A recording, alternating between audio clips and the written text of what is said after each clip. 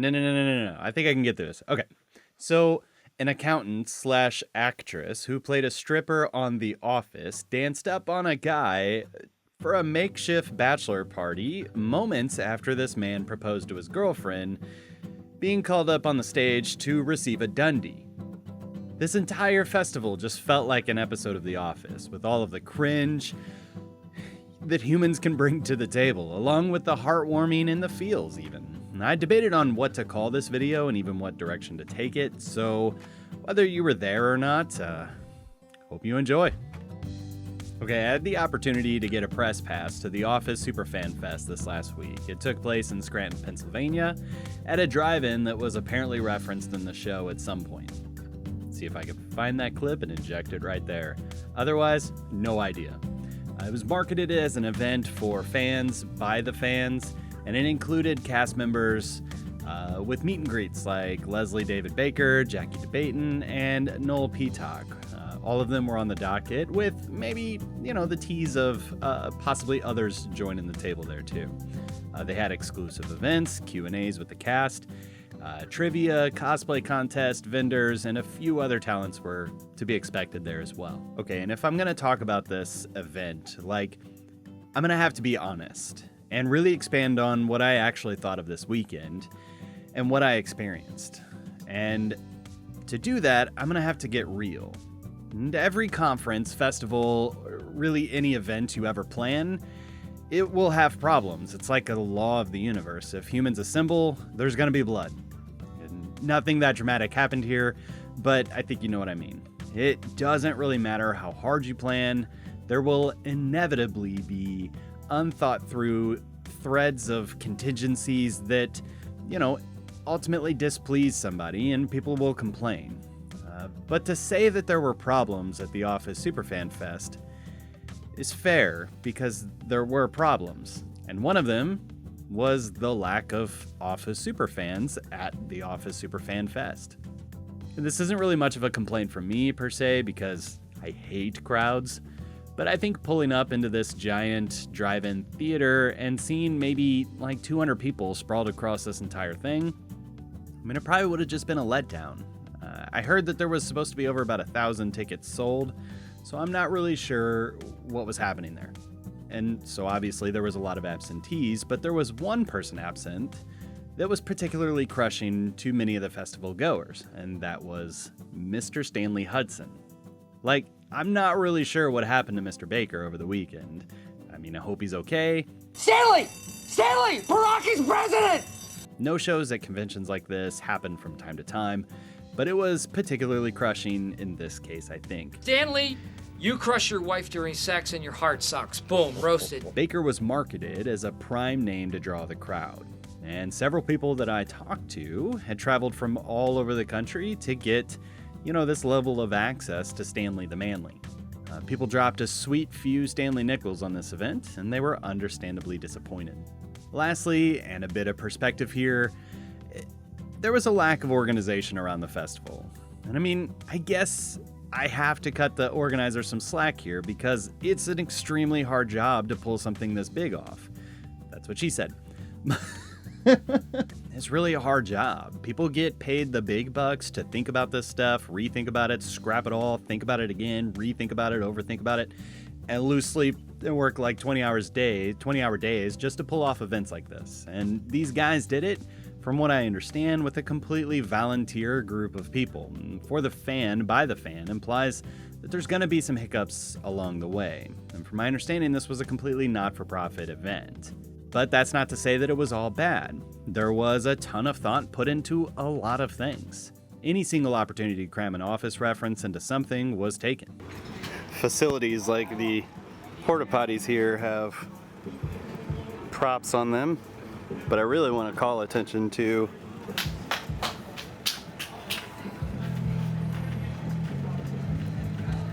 the vendors were great. I got a chance to hang out with Andy Green, who I interviewed last year.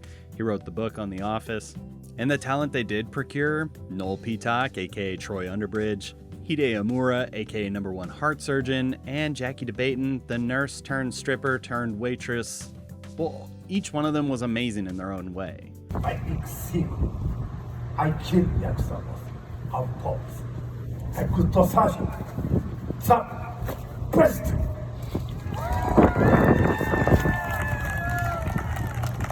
I had the opportunity to connect with each one of them off stage as well as on stage, and to be honest, I wasn't really expected or prepared to do that. But, what am I going to do? Say no when they ask me to interview Hide? Or, interview the only stripper in Scranton? We got to hear about their experiences on set, how being on The Office has changed or impacted their lives, and what the community of Office superfans means to them. Hide and Jackie, in particular, went above and beyond in Baker's absence, which, as far as I'm sure, they weren't paid to do. They both just wanted to. They both attended dinners, breakfasts, and a Dundies event put on by festival organizers. And oh boy, do we need to talk about these Dundies. I don't think anything could sum up the entire experience of this weekend like this 2-hour event. And I mean, let's back it up. Okay.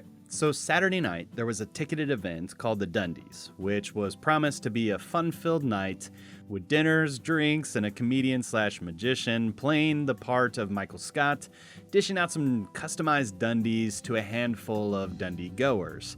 In classic Chris style, I was pretty late. My wife and I went out to eat beforehand because, pro tip, anytime food is part of an event like this, you gotta pregame it with some real calories. I never trust events like this. Anytime I go to a wedding, I've got a secret stash of cheeseburgers somewhere. It's kind of hard to have a good time if you're starving. If I don't have some cake soon, I might die. So anyway, long story short, the script was never delivered to the comedian. And so as such, they were in the back working on it. The food was delayed, and there was no cell reception or Wi-Fi or anything, so they couldn't get music to go through their sound system. So they were going to have a couple of their fellow organizers get up and do some acoustic songs to just liven the mood and open up the event, which seemed like a pretty good idea. So I'm telling you what, the magic of what brought all of these grumpy, hangry, no Stanley dissatisfied people together in this one room started working. The Dodges did this Sabre song, and people started perking up and having some fun. Then they started doing like da da da da da da da da.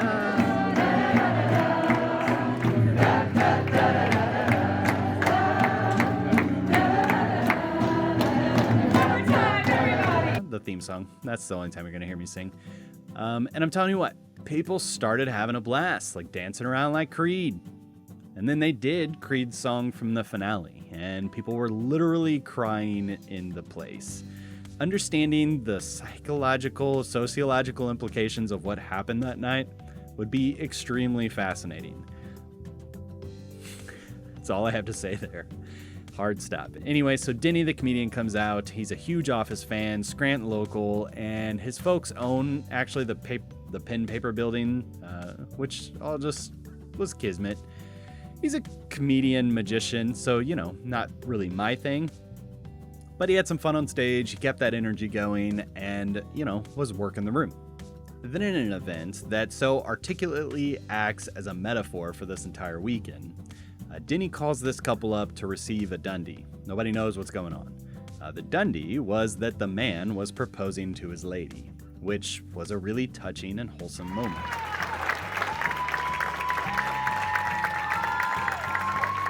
A few moments later, Jackie walks up near the stage and is standing behind this block, and Denny keeps looking at the back of the house, waiting for a cue. Then the fella at the back of the house hits play on his laptop, which, as expected, very little noise came from his laptop, which probably had like a 10-foot radius of people that could actually hear the music. So it was a very awkward moment where they were like waiting. So Denny literally runs to the back of the house, grabs a laptop, runs back up, and holds his microphone against the laptop speakers so they could get the music playing so that Jackie could get up and do this very PG-rated dance for the man's ad hoc bachelor party, which was all of the awkward that it could be. And yet, somehow it worked. Just like this festival itself, in spite of all of the problems, it worked. See, for me, my expectations were low to start with. No offense to anyone, I'm just very cynical. And this whole weekend was really an excuse to get away with my wife. We got away from work, connect with some fans, and just, enjoy ourselves. And, the drive was fine. Great drive. I am running on a couple 5-hour energies right now. All right, we're like 14 hours into this car trip, 15 hours into this car trip. Awesome. I had the dummy with me. My wife flew.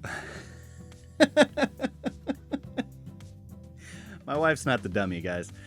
My wife flew as her schedule opened up pretty late in the game, and I did go get a bagel from this place that was highly recommended amongst Scrantonians. All right, guys, I'm in Scranton.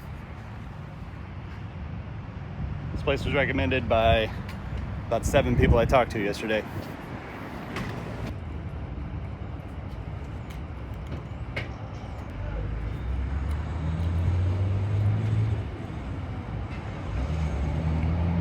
Tastes like a bagel.